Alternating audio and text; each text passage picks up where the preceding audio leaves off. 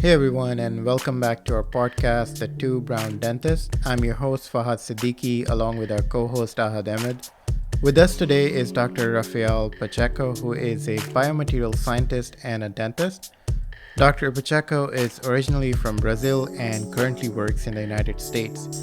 In this episode, we talk about the value of self-improvement, adapting to a new country, and the importance of humility in developing professionally and personally.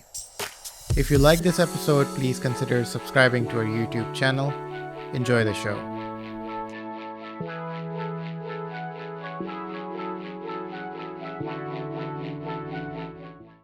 Welcome back, everyone, to our podcast, The Two Brown Dentists. With us today is Dr. Rafael Pacheco, and we are very glad to have him because he has a very interesting stories and some interesting journey to share with us. Today, what I want to talk about, Ahad, is with Dr. Pacheco about the things that we talk about in general about self Mm-hmm. improvement, self help. Since Dr. Pacheco has a very different journey, has done different things, it would be interesting to talk about that a little bit. But before that, Dr. Pacheco, could you just let us know a little bit in brief in a minute about yourself? Okay. First, hello everyone. I'm gonna try to Hello. summarize as much as possible. Try to put in a few words a way to describe me. First of all, my name is Rafael Pacheco. I'm Brazilian. I think you can tell from my accent. I was born and raised in São Paulo city, in Brazil. I'm 32 years old. I've been living in US for 5 years now. Um, my family is still living in Brazil. Everybody's there. I graduated as a dentist in 2010, and I've been teaching dental materials. But I think that a way to describe myself is just that I had a great family that helped me guiding through all the difficulties in my life. And thank God, everything just connected together, like Dr. Siddiqui mentioned. I never planned anything in my life, and everything just connected together, which I'm very glad, very happy, and it's a pleasure to be here. So first, thank you for the invitation. I'm very, very glad that we're talking today, and let's make this as productive as possible. Thank you. Perfect. But before we start, I need to know that what guitar is it Oh, behind this you? one, it's a Fender Yeah, Stratocaster. It's kind of a vintage nice. Fender from the 50s. I have this one, I have another one, and another one, and I see you have multiple behind you as well. So that's an Oh, I do addiction. too. Yeah, I I, know I how feel that goes. I feel left out now because I just moved my Yeah, I guitar. think you should have one too. We can make on Photoshop an image you put behind you on Zoom, like with a Yeah. fake guitar, so you're not left out. Well, you could I do love the that. Stratocasters. But it's great to have you, Dr. Pacheco. And It's a yeah, I pleasure. mean, It's a Fahad pleasure. sent me the whole thing that what you have done. You have achieved a lot, and you just told us that you're 32 years old, man.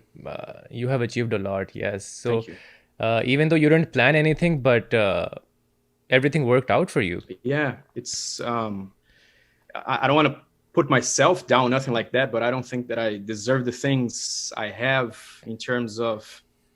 When I look now where I am, I'm very grateful to.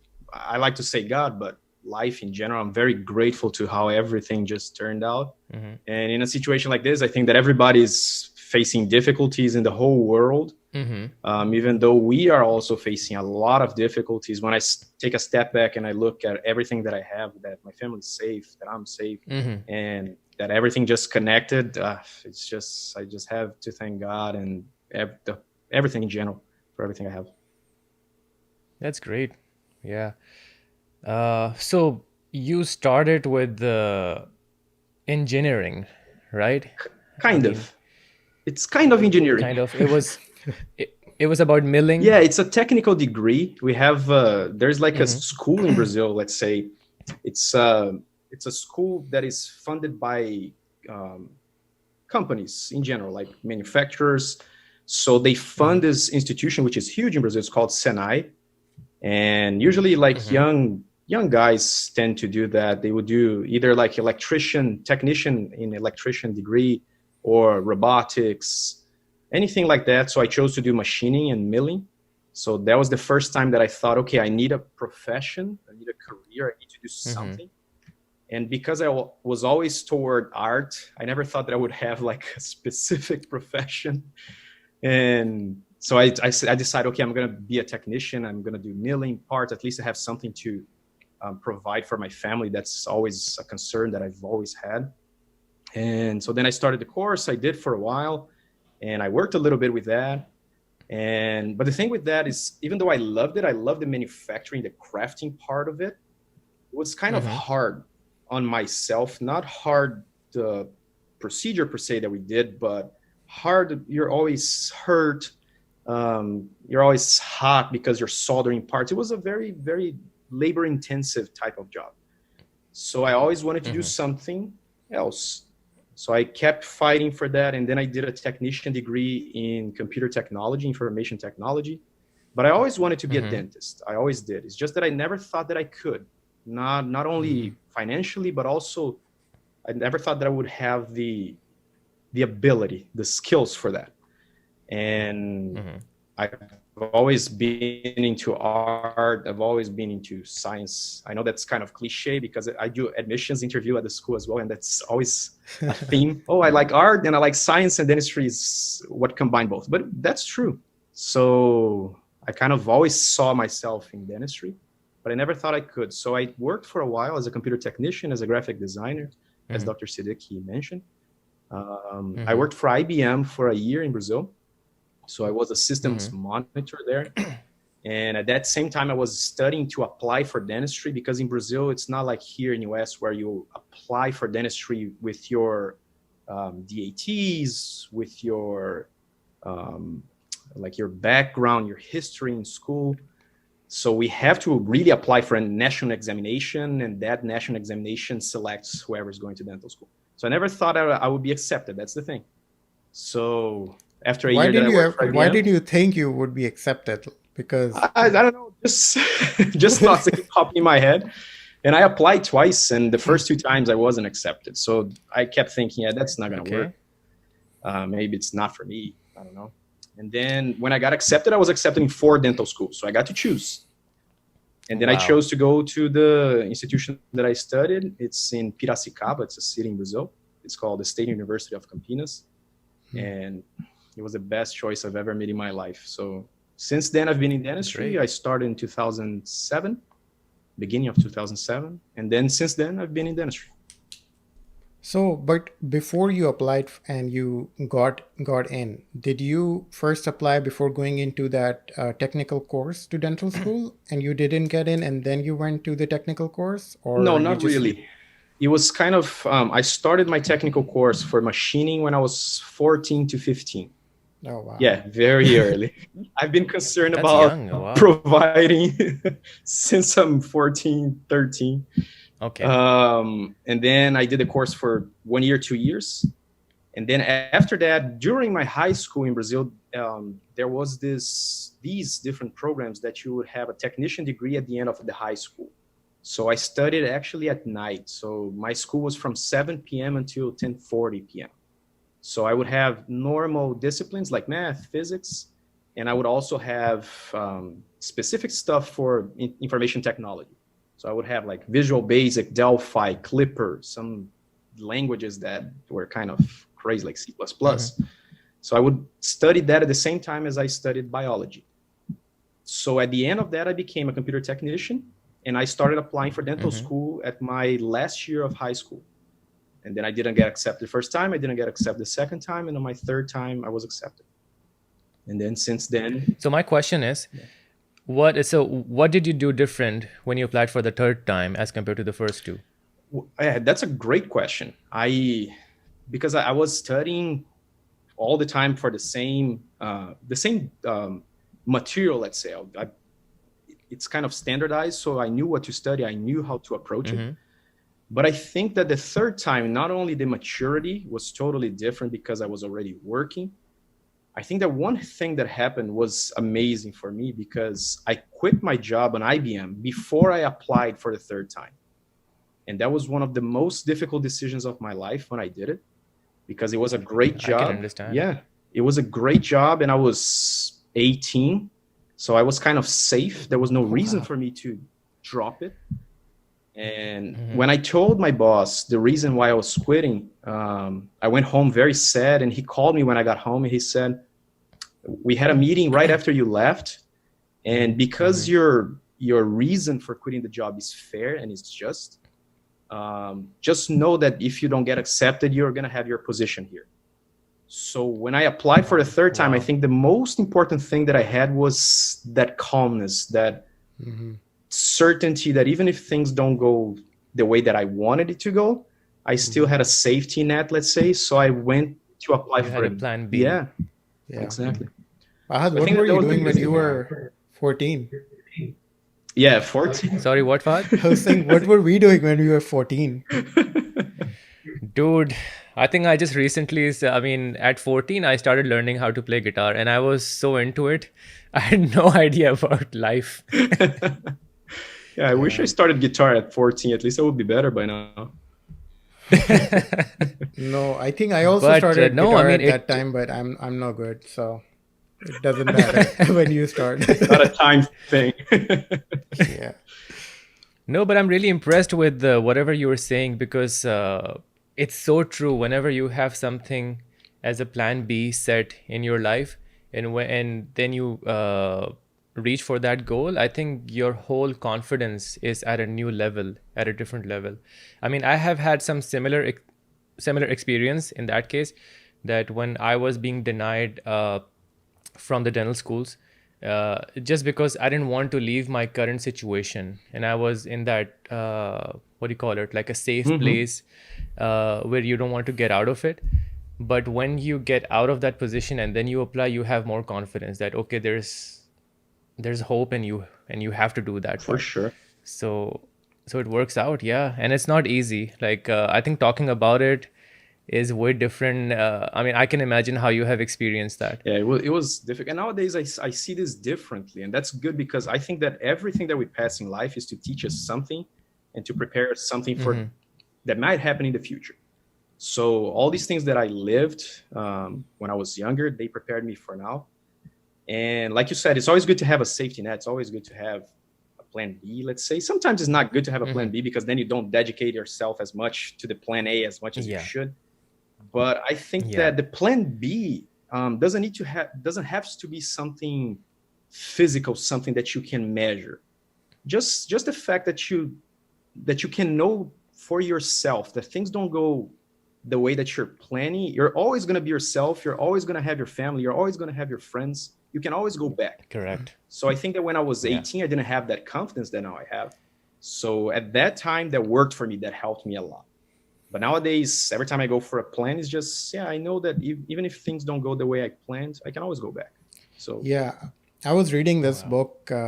It's called The 7 Habits of Efficient People or Effective People. I've heard about that. Yeah, it's an highly effective. Highly effective. It's amazing. I think I recommend you read it. And one of the things the author says is that you need to have some sort of security, like emotional security, health security and financial security. So once you have that, then you can obviously take risks and do better things and all that.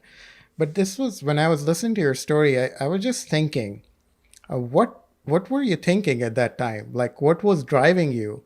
At like 14, you were trying to do these things. Was it just like reaching a financial security at that moment or for future? Or were you always a good student? What was going on? First of all, the good student part, no. But that's a good question as well, because I think the thing that motivated me the most was seeing my family, because we come from a family that we weren't rich, nothing like that. We weren't really poor, that we didn't have what to eat. It wasn't like that as well, but we were always struggling.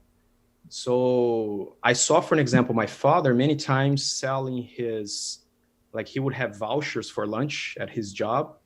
And I saw him doing that many times, selling that to buy me and my sister chocolate. So I saw how much he was struggling, and I saw how much he worked for our family. And that was a huge inspiration in my life. So I think that at that time, I was 14, 15, I was thinking, I want to be that person from my family in the future. So I need to make sure that I can give them conditions to study, conditions to be happy, and not to be concerned about what we're going to eat tomorrow, things like that. So it was, I think the inspiration was more in that sense, like the small things, like I need to provide at least the minimum. Then when I got a profession that I could provide at least the minimum, then I started building up and thinking, okay, I think I can do a little better on that. Okay, I think I can do a little bit better on that. And slowly things started connecting. But I think the main drive was that. I think so. Okay. But it seems like that you were way too mature for your age. Thank you. From from a 14-year-old to an 18-year-old perspective, I think you were. Sorry, Fahad, I was No, cutting go you ahead. off, but I just wanted to know that. So, like, what kind of friends did you have when you were 14 and 18? Like, were they at the same mindset that you were? Some of them, yes. Friends are friends. I think everywhere in the world we come from different cultures. We're in the US that have lots of different people from different places. And what I noticed is that friends are friends everywhere. People are people everywhere. It's very similar. My friends, some of them were kind of like me in that sense. Some of them were not at all. I think I had very diverse friends. So I was talking about that to someone recently, that I didn't have a specific group in school. I was kind of friends with everybody in the school. Everyone, okay. Yeah. And even in my neighborhood, I was friends with everybody. I would be in every group, but I never had this thing. So I think that helped me because I saw different perspectives of different people. So I was with the people that paid attention. I was with the people that did not pay attention at all. So I think that I saw these different perspectives and created my own. So that's maybe a good explanation. I think that the reason I was like that is because I wasn't following any specific way of living, let's say, any specific group. I was just being myself and seeing the examples in my family and just kept going. Okay, yeah, sure. Is your in Brazilian culture, because in Pakistani culture it's pretty much family centered, like children are expected to support their parents when they grow old and their family, as compared to here that we don't see that much. People are not family centered. It's more about self-sustenance. Is that the same with you in your culture as well? I would say so. I would say that Brazil, it's very family-centered in general.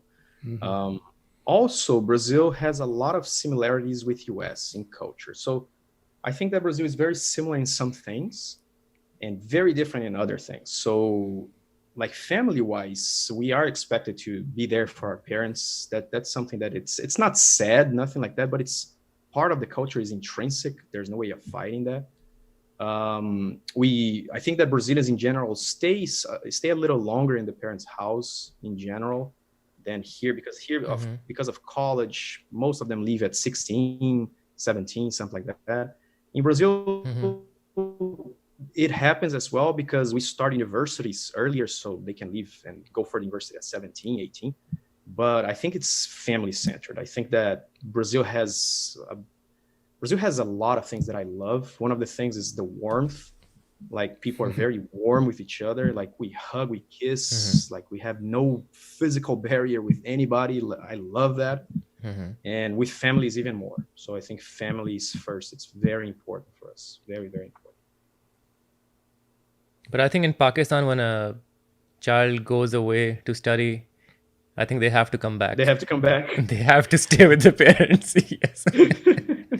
It's in what I remember in Pakistan, it's mostly people try to be in their city or even their neighborhood. Like if the school is near their place, that's where they will be. So it's pretty much children don't leave.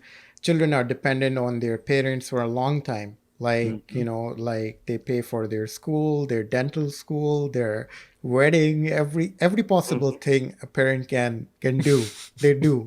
So now as a child, you're like, man, like I owe something, to my parents. Like there's no, like you can't deny it.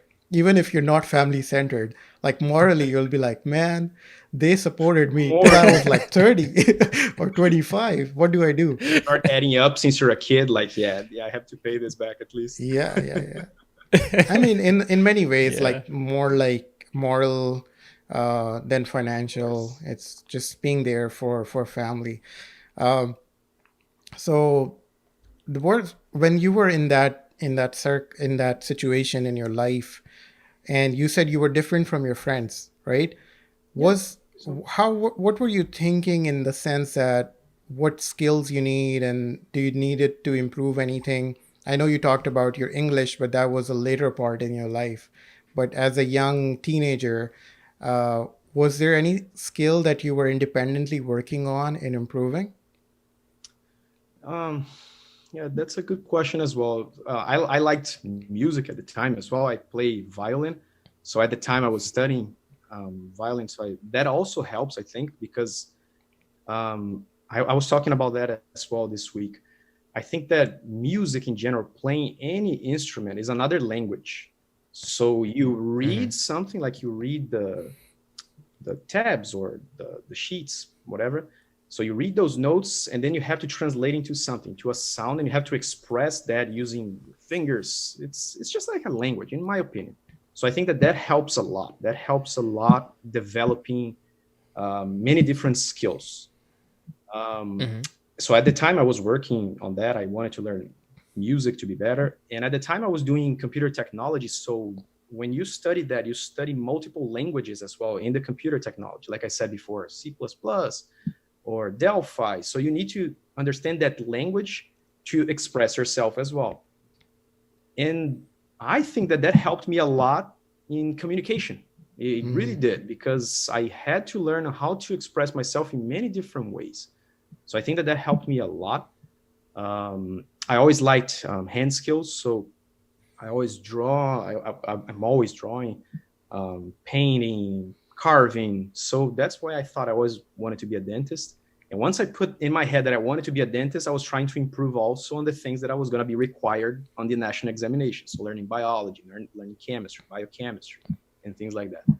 So different than my friends, maybe the only thing that was really different is that I had that goal. Like, yeah, I want to be this, I want to do that, and I'm gonna keep going. I didn't force myself. I wasn't that person that's like heavy studying. I'm not like that. I'm more relaxed. But I Mm-hmm. think that that's the main difference. I think communication was very important, very important. And you mentioned the English. I learned English way later, and I'm still working on that, as you can see. I've been talking to you. I feel like you're kind of like the Brazilian version of Ahad Oh, because really?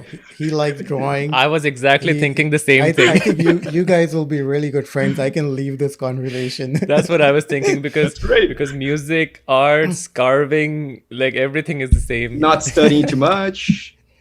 Not studying too much. Exactly. That's funny.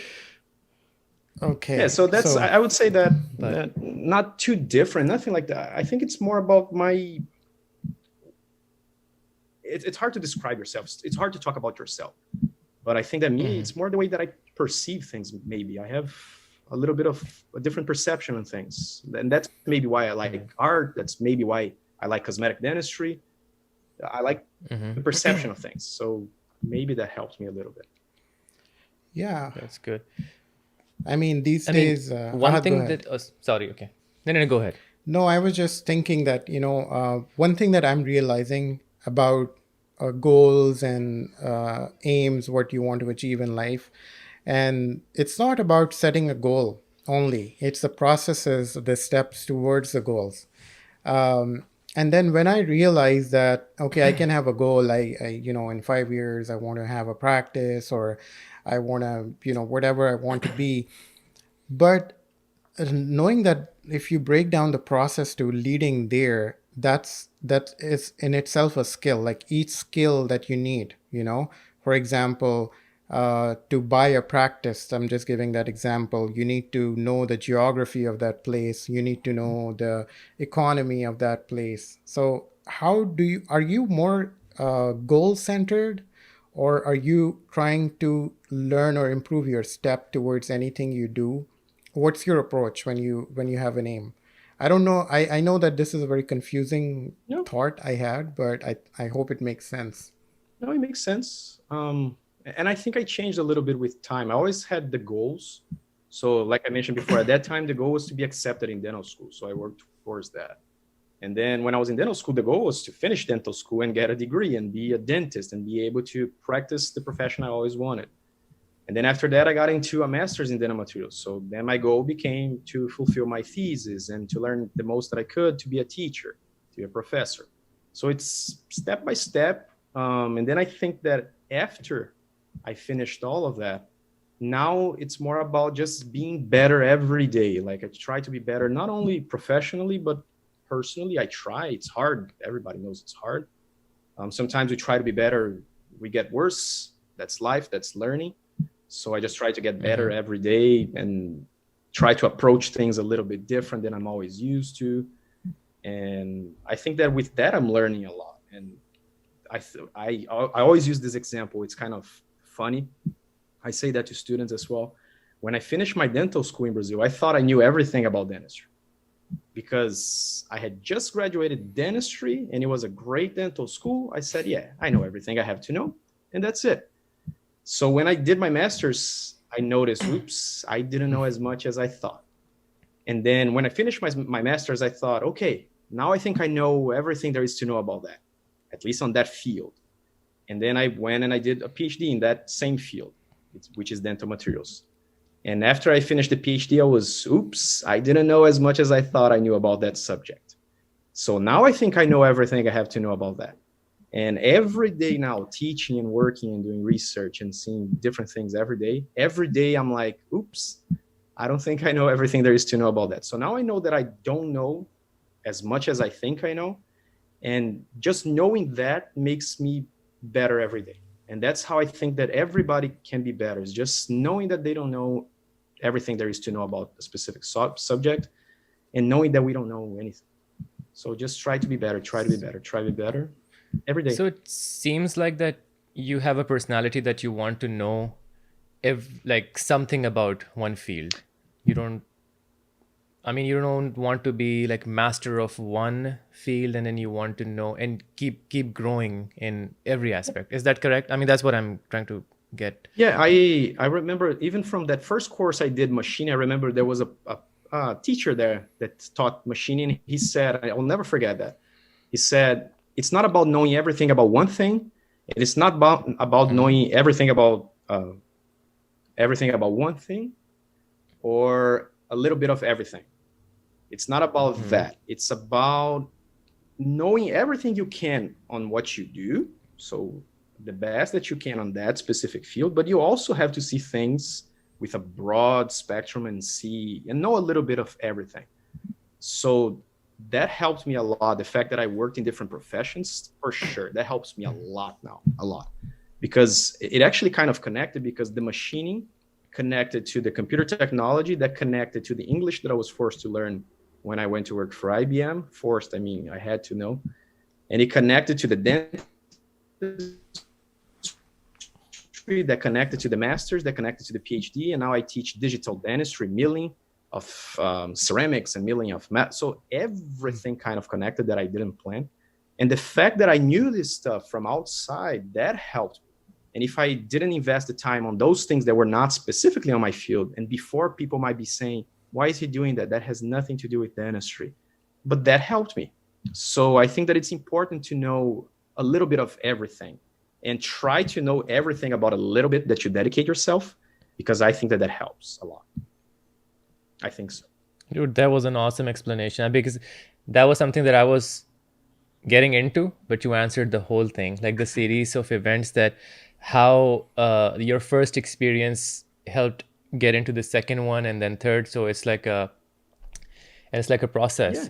And you still feel like that, even though you're doing dentistry now, which is restorative dentistry, to be specific, but still it has elements of milling, engineering, arts, what you did in your master's and PhD, everything is connected, and then it makes you a different person rather than just a DDS guy who did dentistry and getting into restorative as compared to you. Yeah. You have like a mountain of knowledge behind it. Thank you for saying that. So it makes sense. But yeah, and I think that when you just focus on one thing, like, okay, I need to be a DDS.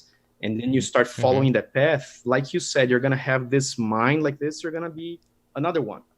But when you look at that, that's what I try to inspire on the students is try to look at the profession on the essence of the profession. What do we do? What is our role in the world? What is our impact in the world? Even journals, we were talking about research before, even journals have the impact factor, and impact factor kind of explains how much that profession, that field impacts on the world. Right. So we need to know how much we impact on the world, dentistry. So once you understand that, what's our impact, and once you understand how you can be a part of the society and how much you can really help or how much you can provide for your family with that, once you understand that and you notice that it's a profession, it is a profession, and that profession relies on you as a person to determine how that profession will be. So if you have other things to add to that, I think that that's very important. I say that to students all the time, like don't think that getting A's on a course means that you're going to be a good dentist. It just means that you got an A on that course. But being a dentist is way more than that, way, way more. So knowing a little bit of everything helps. I think so. What you were telling me about, I agree. improving and not knowing that you don't know enough, it reminded me of a story of Benjamin Franklin. I don't know if you guys heard it, but he had realized and he wanted to improve himself, right? So what he did was that he listed down several characteristics that he wanted to improve on. And over the years, he could improve everything. Like he was talking better, he was a better listener, he was better at time management, for example. The only thing after achieving all those things and qualities and being so much knowledgeable, and he just said the hardest thing to acquire is humility and to know that you don't know enough. And that was so powerful, like if you have that in you, then only you can improve, right? And it's not only professional. Like I think there's so many the biggest fight that we have is with ourselves, first of all. And that is what I want to bring that conversation to now. The fight that we have with ourselves every day, right?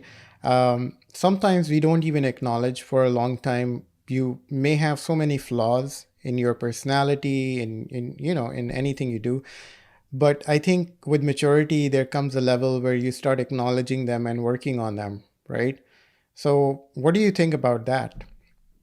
I have a lot of them. I'm trying to acknowledge them as much as possible. And that's the problem. Sometimes we don't know. Sometimes we think we're doing right, we're doing wrong. And like you said, it comes with maturity. And I think that nobody, even if you're 80, 90 years old, you're still learning. So I think that the maturity comes and you start seeing those things, but you're still kind of struggling to identify those flaws, identify how can you be better. But I think that the most important thing you said about humility, and at least in my opinion, I've always talked about that with friends and family. I think the biggest quality of the human being by far is humility. Is the best quality. People say, oh, it's love. I think that love is part of humility. Oh no, the best feeling is charity. Yeah, if you're humble, you're gonna be like a good person. It's natural, like, because humility makes you not do things to others that you don't want to be done to you. Humility makes you learn. So if you think that you don't know enough, you're always going to be learning. If you think that you know too much, you're never going to be learning anything. So I think that humility is by far the best quality in the human being. And I think it's by far the most difficult one, because you have to fight society constantly, because sometimes when you're humble, it's perceived differently. So it's always hard to play that card. So in my opinion, humility is by far the most important one. And I try to do that constantly. Sometimes we do things that we don't want to do. We say things we don't want to say, and you regret. And then you learn how to be more cautious. You learn how to be to think more before you say anything, and that's working on humility. So slowly you start thinking about that. And I don't want to be the one talking too much, but just because you mentioned something as well, and I was thinking about that right now. People put the goals in their lives as the goal for happiness, and I think that that comes with humility as well. So a lot of people say, only going to be happy if I achieve this. I'm only going to be happy when I become a dentist. I'm only going to be happy if I marry this person. Only going to be happy. If you're not happy with yourself first, and if you don't see happiness on the small things, you can achieve everything you want. You're never going to be happy. Right. So Correct. that's the hard part, and that's humility as well, knowing that you don't control everything and that you don't control other people. And that's something we learn every day. The only thing you can control are your attitudes. You cannot control even the way you feel. That's hard to control. But you can control slowly your own attitudes to work towards those goals. But always trying to find the happiness in the small things. I think that that's humility as well. Just trying to find happiness on things that people don't see happiness. Yeah. I agree with you 100%. I wanted to know your challenges as a humble person in your professional life, because in my experience, uh, the professional life demands, um I don't know if confidence or leadership or being a little aggressive, that's kind of required. So, how do you tackle that situation? Especially you're in a school, so you deal with a lot of students, like students look up to you.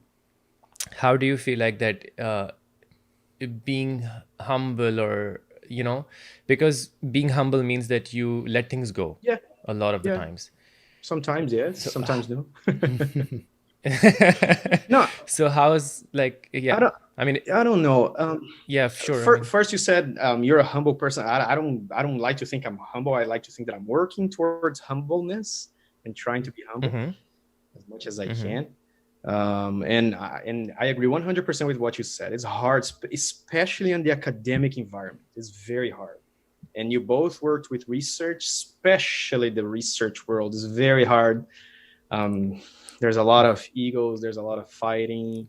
it's cutthroat. Yeah, it Yeah. is. And that's something I love about our school, because in that sense, there's not much of that competition. There's not much of that fight.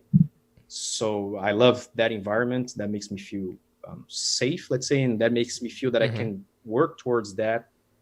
And I think that what mm-hmm, you said, I think that all those things can coexist.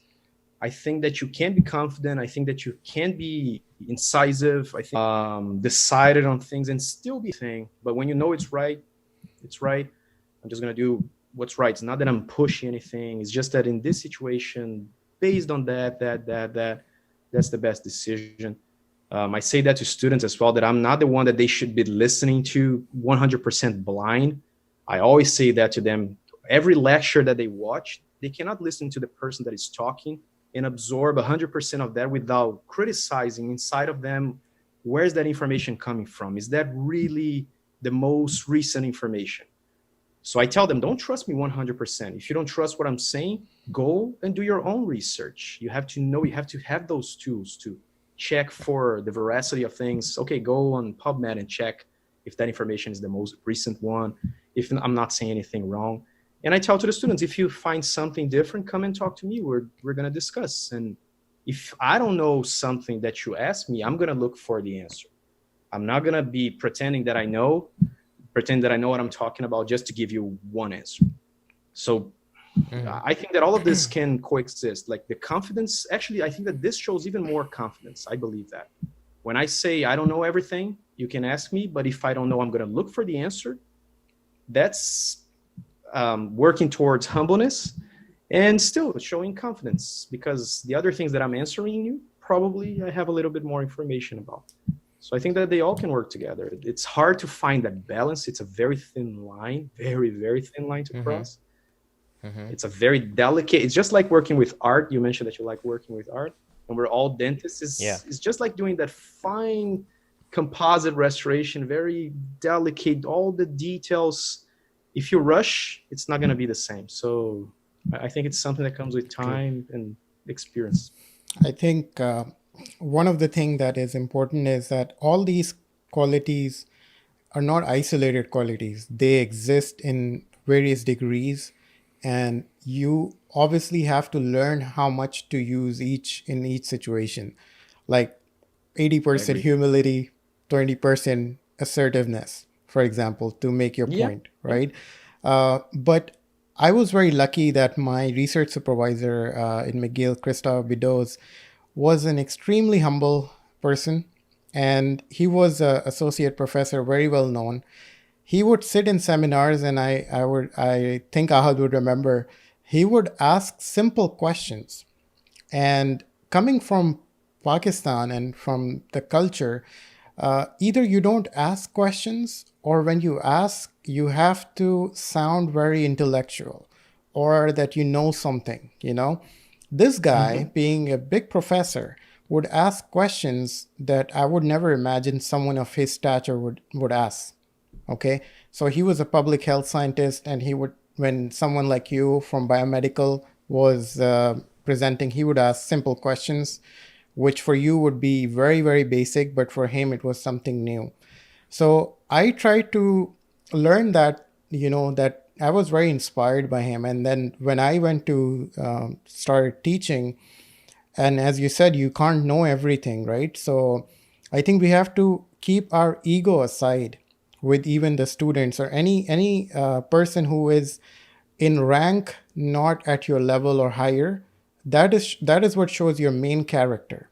Okay, you can be Hmm. nice to people superior to you, but when you're nice to people who are not Yeah. superior to you, that shows your character.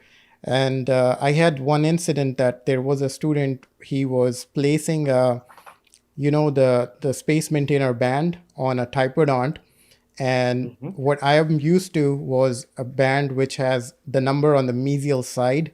And I said, hey, this is wrong. What did you do? And all that. He said, no, this is correct. I said, no, I think it is wrong because this is what I knew. One of my colleague, I mentioned it to her, and she said, no, Dr. Siddiqui, this is a universal one. So it doesn't matter if it's distal or mesial. And now I was like, man, what do I do? Do I let him learn the wrong thing and keep my ego? And I remembered Christoph, and Bida was my supervisor. I went to him, I said, I'm sorry. You were right. I was wrong. This is a universal one, and this is how it's supposed to be used. So I'm sorry. And that student just had more respect for me more than anything. I mean, so this is just an example I'm wanted to share, that if you have the humility, it can also be a positive thing for you. I don't know if you guys agree with it or not, but Yeah, but I this is what agree I thought. 100%. Yeah.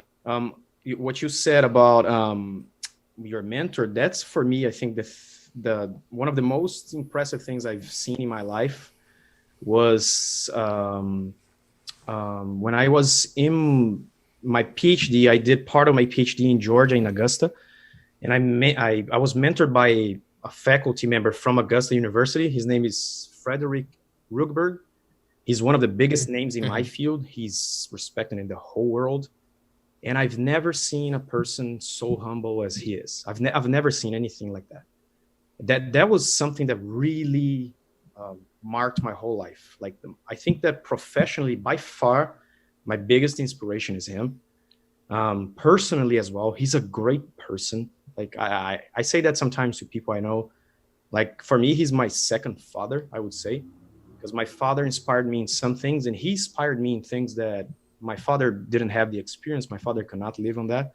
Hmm. And really, just seeing the way he is in his profession, the way he is with people, the way he is in life, is something that there's no price to that. And I feel like I owe him, and I feel that I don't keep up to him, and I don't give back as much as I should or as much as I wanted to.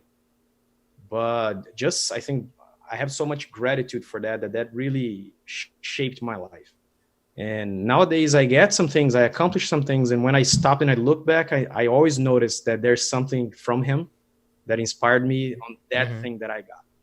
And Hmm. that's the best thing. So I try to be that for my students. I try to be that person that maybe in 10 years the students will look back and say, wow, that guy inspired me on that. And look, 10 years after, I'm still doing this. I'm still following that, and it's working. That would make me very happy. No, and I think you're doing a good job, you know. Thank you. Thank you. You did, Yeah. yeah. I appreciate it. So, Dr. Pacheco, how do you see yourself in the next 10 years or 15 years? What's your ultimate goal?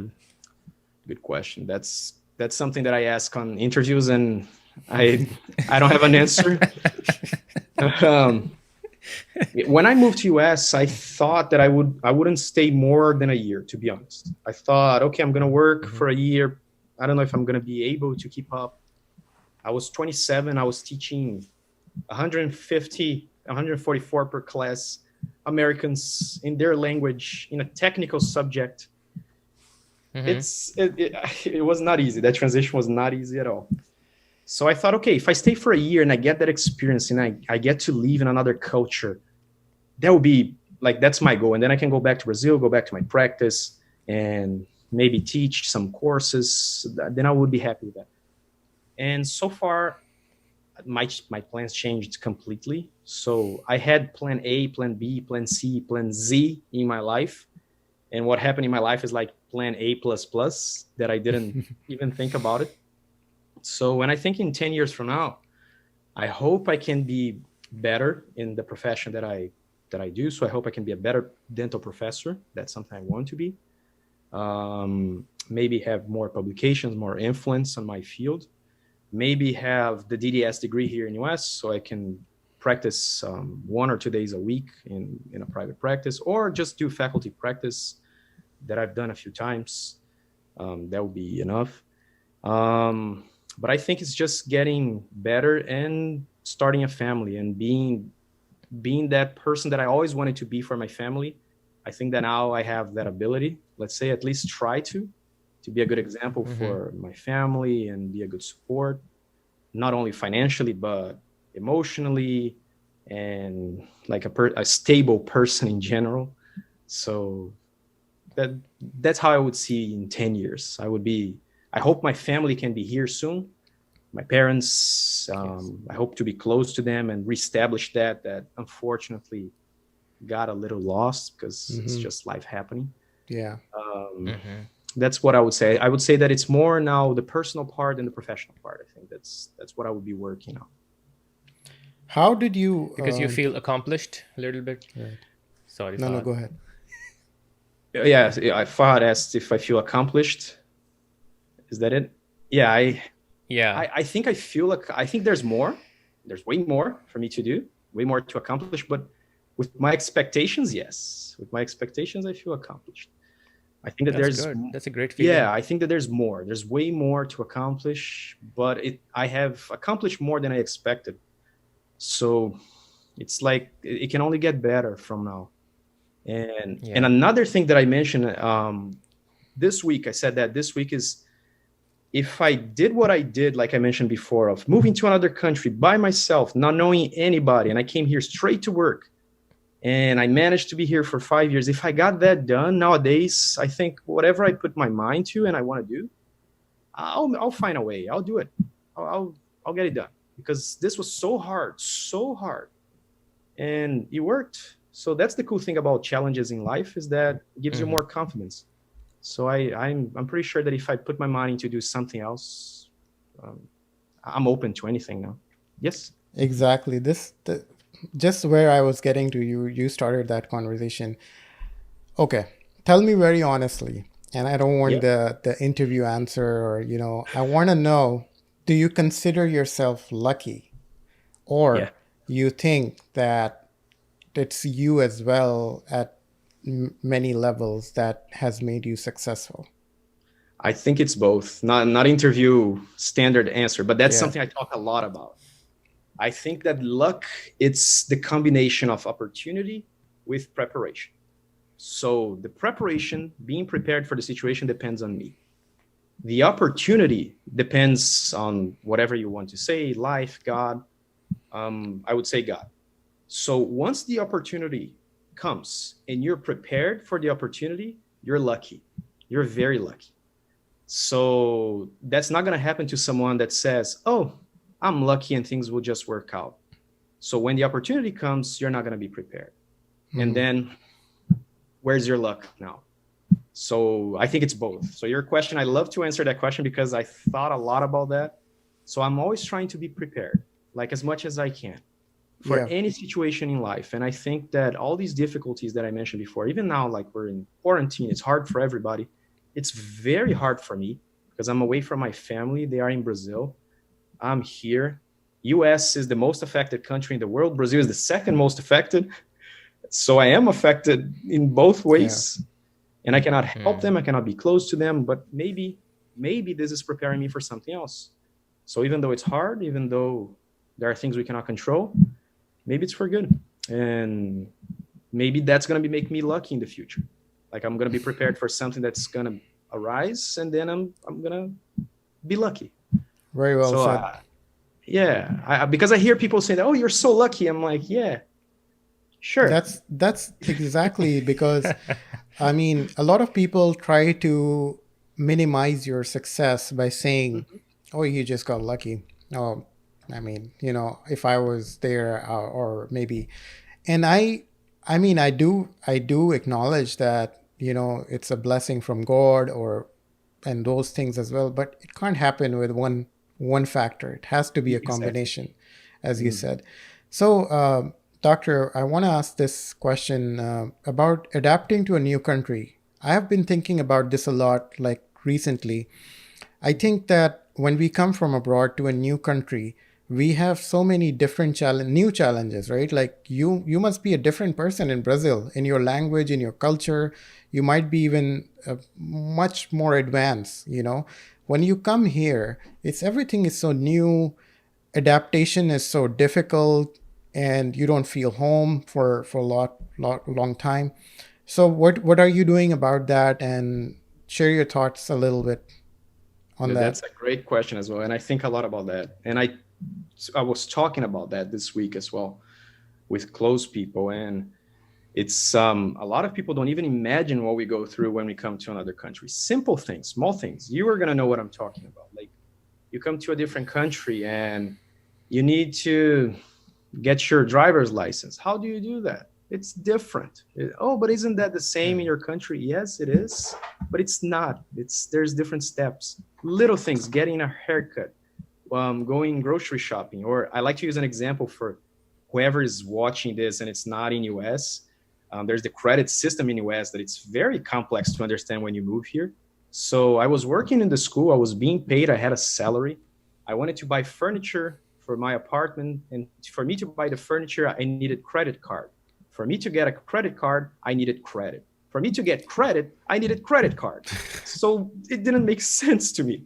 So those things when you move to another country is very, very hard to adapt. And not only that, like you said, you're far from everything you know, from your friends, from your humor. So having humor in another language is different. It's not that simple. Hmm. Little perceptions of little things, understanding their culture and adapting your culture to that. And like you said, even our personality change a little bit, because even speaking in another language, you have to change the way you speak. Like in Brazil, we're Hmm. very emotional when we're talking. We use hands, we use different tones. And US, it's a little different. I'm a little bit more monotone, and I don't use my hands as much, even though I'm using a lot that here when I'm talking.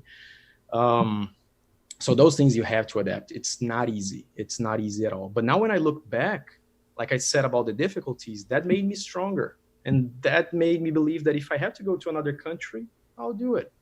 Um, and nowadays, that's something so simple. It became part of my life that now I feel home for the first time after, I would say, after 4 or 5 years. And I've heard that from a lot of people. Then this started to feel like home. So I feel more at home here actually than when I go to Brazil to visit.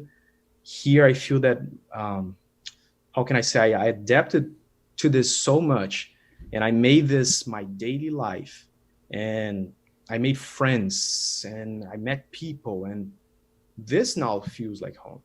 So it's weird. It's very weird to have almost this different personalities in you that they have to coexist. It's Hmm. different, but it's a great feeling when you get it. Like Yeah. just like playing an instrument, now I can express myself to another culture in another country and still be understood and still be part of it. Hmm. So it's a great feeling.